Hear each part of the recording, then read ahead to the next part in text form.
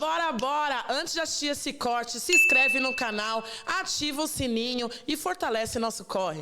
Que é o Igor Alexander. Ele é conhecido como... Ele já foi conhecido como pastor do funk, mas hoje ele está com uma trajetória muito bacana no empreendedorismo social. Igor é líder comunitário, tem sua trajetória em Paraisópolis já faz algum tempo. Ele já atuou com intermediação de conflitos, também fez um trabalho junto com a juventude no baile da 17. É um paraibano, autodidata, é uma pessoa porreta. Trabalho com ele, olha só, ele tá a pau pra toda obra. É isso. Toda hora, né? Toda hora. Seja bem-vindo, Igor. Obrigado, Fran. Boa noite a todos. Boa noite ao pessoal da produção. Boa noite, Fran. É uma honra estar aqui. Cara, é um prazer estar participando do Potência Periférica, é algo surreal, é um trabalho que vem já de anos, mais de 13 anos nessa luta, né, Fran? Bastante tempo. E ver isso aqui acontecer mais e mais, e o engrandecimento da favela, da potência e do sonho, está se transformando em realidade, é algo surreal.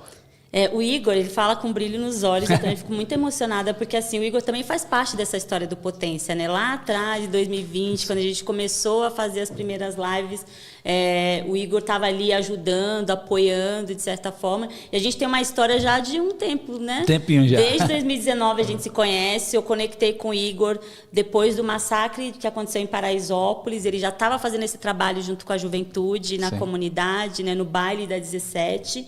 E aí teve aquela repercussão, né, do que aconteceu aqui, e o Igor tomou a frente, né, e acabou conectando aí com outras lideranças, e a gente passou a conhecer o trabalho do Igor, que foi muito importante.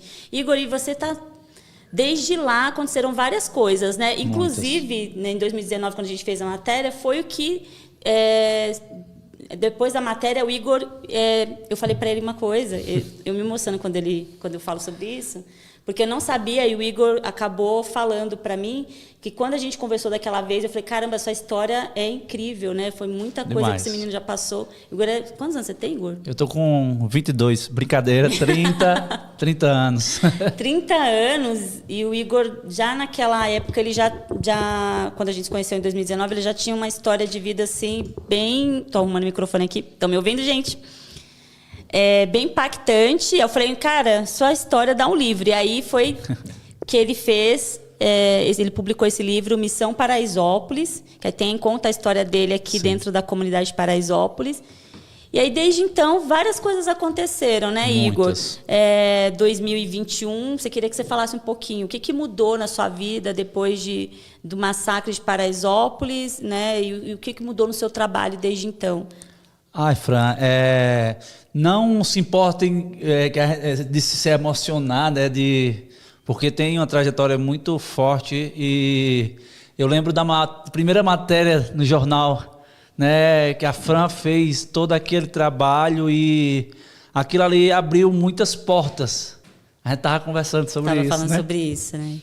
E o Missão Paraisópolis, ele conta um pouquinho só da história, e realmente eu não tinha contado para a Fran, que ela que me inspirou a fazer esse trabalho, a mostrar um pouquinho dessa história.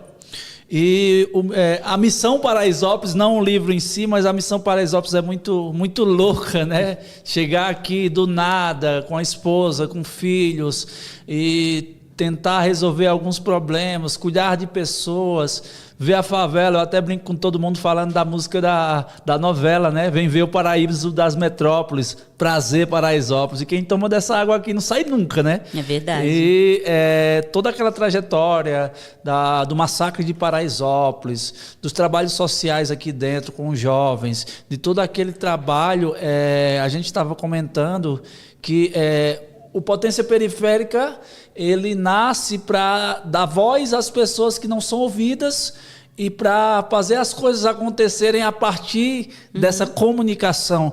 Então, eu acredito que a partir daquilo, de toda aquela trajetória que Deus, primeiramente, né, me colocou aqui dentro de Paraisópolis com minha esposa. Eu gosto de contar sobre isso, que quando minha esposa chegou, quando a gente chegou aqui, minha esposa não queria ficar. Nós temos um pouco de preconceito, por mais que eu viajei, já tinha viajado, na época eu já tinha viajado mais de 10 estados, já tinha viajado em várias favelas, a gente passava e ia embora, passava e ia embora, nunca ficava para morar. Então, E hoje ela é a pessoa que mais luta para que eu fique dentro de Paraisópolis, porque ela é apaixonada por Paraisópolis, né? Paraisópolis é totalmente diferente, né? E a gente quebra esses preconceitos.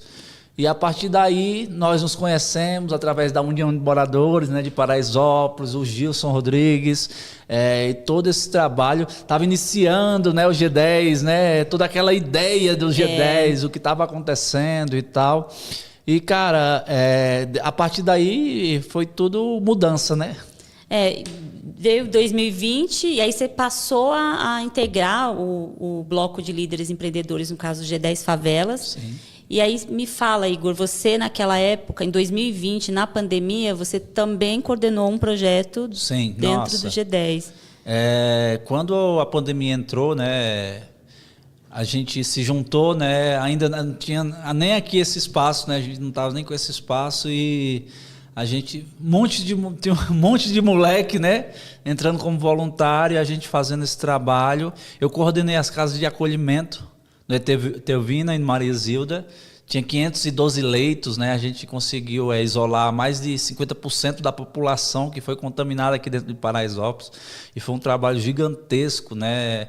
Que todos nós fizemos aqui dentro, né? Não dá só a glória para mim, né? Mas para todo mundo. Quem não sabe, foram criadas 12 iniciativas dentro do G10. E aí quem estava fazendo parte do time ali, os líderes que estavam dentro do bloco de líderes e empreendedores do G10 ali, fazia parte do time, cada um ficava responsável por coordenar uma ação, uma iniciativa. E o Igor estava responsável pelas casas de acolhimento. E isso nos rendeu o prêmio de empreendedor social do ano, né?